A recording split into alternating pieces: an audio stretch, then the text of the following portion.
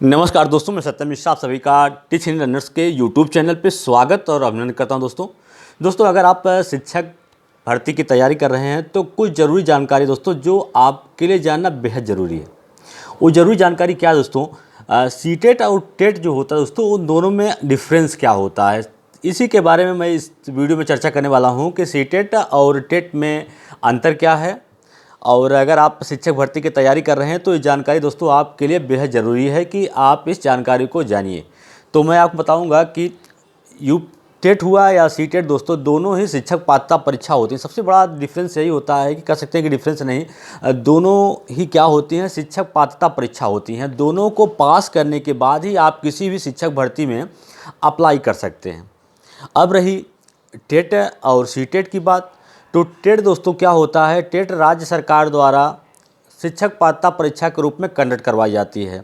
तो चाहे आपका उत्तर प्रदेश हो, चाहे झारखंड हो, चाहे हरियाणा हो, तो सब अपनी तरफ से टेट परीक्षा कंडक्ट करवाती हैं। जैसे हरियाणा में टेट हुआ तो यस टेट बोलेंगे, उत्तर प्रदेश में हुआ तो उसको यूपी टेट बोला जाएगा। अगर यहाँ के जैसे आपको उत्तर प्रदेश में शिक्षक भर्ती में शामिल होना है तो उसके लिए आपको यूपी टेट क्वालिफाई करना होगा। अगर आपको राजस्थान में बैठना है तो वहाँ पे यस टेट होता है। और हरियाणा में अगर आपको शिक्षक भर्ती में बैठना है शिक्षक भर्ती में, तो उसके लिए वहाँ पे यच टेट जो होता है वो कंडक्ट करवाया जाता है। और झारखंड में जी टेट। तो हर एक राज्य जो होता है अपने यहाँ शिक्षक पात्रता परीक्षा कंडक्ट करवाता है, उसी को टेट बोला जाता है। ठीक है, अगर आप इस परीक्षा को क्वालिफाई करेंगे तभी आप जाके वहाँ के जो शिक्षक भर्ती आएगी उसमें अप्लाई कर सकते हैं। ये तो रही टेट की बात।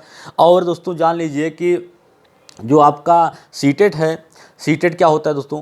सीटेट होता है सेंट्रल टीचर एलिजिबिलिटी टेस्ट होता है। ठीक है, केंद्रीय शिक्षक पात्रता परीक्षा होती है। तो इसका मतलब ये होता है दोस्तों, केंद्र की तरफ से जो भी भर्ती निकलती है, केंद्र की तरफ से जो भी भर्ती निकलती है उसके लिए सीटेट पास होना अनिवार्य होता है। तभी आप सीटेट का जो भी फार्म केंद्र की तरफ से निकलता है तभी आप उसमें अप्लाई कर सकते हैं।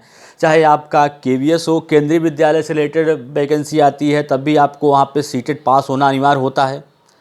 या तो DSSB की वैकेंसी आती है, एनवीएस की, सब में दोस्तों सीटेट ही मांगा जाता है। और रही बात दोस्तों, अगर आप सीटेट क्वालिफाई कर लेते हैं तो उत्तर प्रदेश में दोस्तों ये है कि अगर आप सीटेट क्वालिफाई हैं तो आपको यूपी टेट देने की ज़रूरत नहीं है, क्योंकि यहाँ पे दोनों में से एक मांगा जाता है। अगर यहाँ की शिक्षक भर्ती कोई निकलती है आपके उत्तर प्रदेश में, तो वहाँ पे अगर आप सीटेट क्वालिफाई हैं तब भी आप अप्लाई कर सकते हैं, या तो आप यहाँ की जो शिक्षक पात्रता परीक्षा होती है यूपी टेट, अगर आप उसको क्वालिफाई किए हैं तब भी आप यहाँ की परीक्षा में या जो शिक्षक भर्ती होती है आप उसमें अप्लाई कर सकते हैं।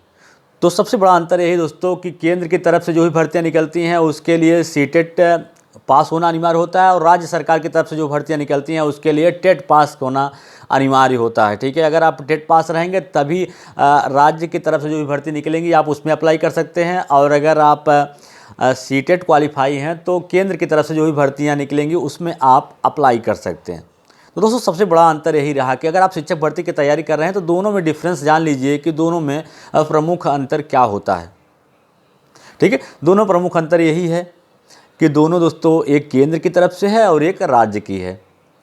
तो अभी दोस्तों आपको बता दें कि अगर आप सीटेट क्वालिफाई हैं तो आप राज्य में देखिए उत्तर प्रदेश है, इसमें भी जो भर्ती आएगी आप उसमें अप्लाई कर सकते हैं। इसके अलावा बिहार राज्य में जो 7th फेज या शिक्षक की बहाली वहाँ पे होती है दोस्तों, वहाँ भी अगर आप सीटेट क्वालिफाई हैं तो वहाँ भी आप उसके लिए योग्य माने जाते हैं। ठीक है, तो इस तरीके से दोनों का अंतर दोस्तों आप सभी को समझ में आ गया होगा कि दोनों में डिफरेंस क्या होता है। इसी तरीके से अन्य अपडेट के लिए दोस्तों आप मेरे चैनल से जुड़े रहिए, मेरे चैनल को सब्सक्राइब करिए ताकि मेरे द्वारा डाले गए प्रत्येक वीडियो का नोटिफिकेशन आपको मिलता रहे।